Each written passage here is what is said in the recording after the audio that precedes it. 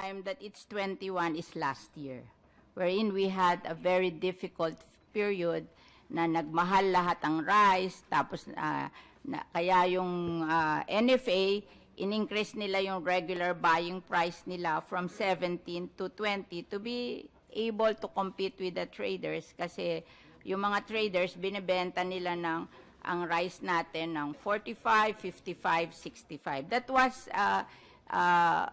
parang kung tituusin, ano yun hindi normal na nangyayari sa atin. In fact, because of that, umingkrease yung inflation natin from to 2.5 to 5.5%, di ba? 6.6%. Kaya ngayon, bumalik na naman siya 2.5. Nag-regular na yung price ng rice. So ngayon, siguro pwede na natin ibalik sa 17 ang ating pagsuma kasi 12 pesos ang puhunan nila, 17 ipagbibili, kumikita na sila ng 5 pesos per kilo o palay.